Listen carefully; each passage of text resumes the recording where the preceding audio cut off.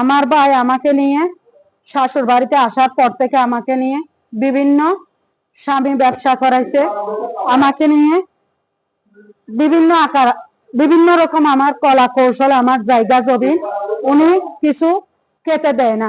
আমার নির্দিষ্ট প্রকৃত জমিন 2002 সালে আমি কলেজের একখানি জমিন ক্রয় করি। ওখান থেকে আমার ওই জমিন আমাকে ভোগ করতে দিচ্ছে না। এটা জমি দেখেন, এইটা আমার প্রকৃত 2008 সালে। এইটা আমার কলেজের পাশে আমার প্রকৃত জমি। আমার পিতা মারা যাওয়ার পরে আমার 3 কানি সম্পত্তি কলেজের পাশে, আমার বাপের 1 কানি প্রকৃত, আমার 2 কানি প্রকৃত ফরেস্টার ডিপার্টমেন্ট থেকে। 3 কানি সম্পত্তি থেকে আমার মা, আমি 3 বছর ওখানে একটা বিরোধ সংক্রান্ত হয়েছিল বাবরের আমলে। বাবরের যখন জয়নালের 8 কাটা হয়ে জিওলা আসছিল, তখন আমার এই জমিন প্রকৃত জমিন। আমি ওখানে কিছুদিন ন্যায্য ওই জমির জায়গা জমি নিয়ে সংক্রান্ত বিরোধ আসছিলাম। ওই ভাই সমস্ত কিছু জানে। এখন বর্তমান যখন আমার সংসার নাই, আমার যখন একা নাই, বাচ্চারা দূরে যখন আমাকে চাকরি করে, আমরা দুটো বাদ কাছে, এ ভাই মাস্তানি পড়ুয়া ফলবান দেখাইয়ে আজকে ওনার 16 সাল থেকে ওনার জানমাল থেকে আমি চক্ষু দৃষ্টি থেকে রেহাই পাচ্ছি না। আমি প্রিয় জনগণের কাছে একটা প্রশ্ন রাখছি যে 16 সাল থেকে, এখন থেকে না, এই বছর আমাকে মিডিয়াতে নির্যাতন করছে এটা বলছি না, 16 সাল থেকে আমাকে মোবাইল ডাইরেক্ট লোকেশন হ্যাকিনে, আমার ফিঙ্গার হ্যাকিনে, আমি কোনো মোবাইল দিয়ে, কোনো রেজিস্ট্রেশন, আমার আইডি কার্ড দিয়ে, আমার আইডি কার্ডের মেইন সিম দিয়ে আমি কোনোদিন ডাইরেক্ট ছাড়া, লোকেশন ছাড়া, হ্যাং ছাড়া আমি কোন মানুষের কাছে উপকৃত হয় নাই। ভাইয়ের নাম হচ্ছে তারেকুল হাসান রুকন। বর্তমান যে জায়গাতে এটাতে আছে, আমি আম্মা মারা গেছে 2025 ফেব্রুয়ারির 17 তারিখে। আমার মাকে হার্ট এবং মেন্টাল লেখে, খারাপ লেখে, পতিতা লেখে, ব্যবসায়ী লেখে, আমাকে নানা রকম ব্যবসায়ী করে, আমাকে দ্বিতীয় স্বামীও দিছে এখানে একজনকে, ওনার জন্য ইত্যাদি করছে। আমাকে মোবাইল কোনোদিন ইউজ করতে দেয় না। রব্বুল কাবা আমার শরীরের অঙ্গ প্রত্যঙ্গ সমস্ত কিছু ভেঙে চুরে দিয়েছে।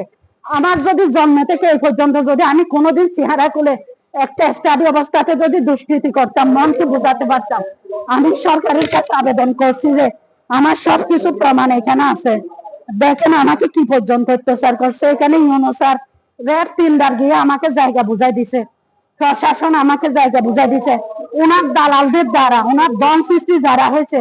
এইখানে সমস্ত কিছু আমার একটা বোন, যেটা দোলাজারা MSB বিরিকপিলের মালিক শমসুর স্ত্রী তসলিম আক্তার ডেজি, দোলাজারা বাড়ি, উনি আমার ভাই ধনটাকে টাকা দিয়ে উনি স্ক্যারাপ করে, উনার এত সম্পদ, এত টাকা সত্ত্বেও আমাকে, আমার একটা ছোট কালো, আমার মায়ের সম্পত্তির দিক দিয়ে আমার নানার সম্পত্তির মালিক আমরা হব না।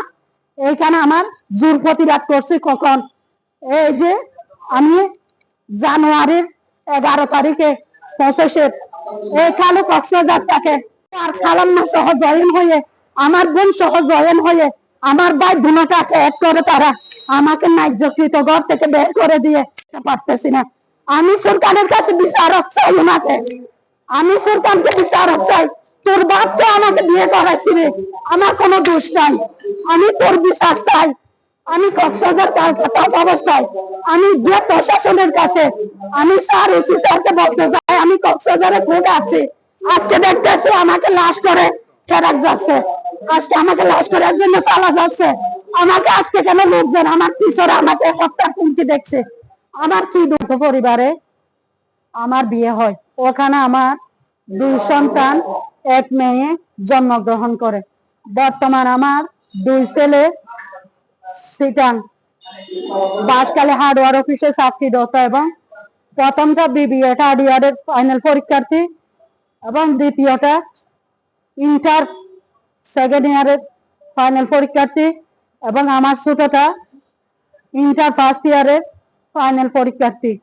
এখন আমি আজকে আমার স্বামী, আমার প্রথম সংসার, 17 বছরে আমার দাবির পরকীয়া, কোটি টাকার সম্পদের বিরুদ্ধে আমি 17 বছরের আমি দাম্পত্য জীবনের রীতি টানি।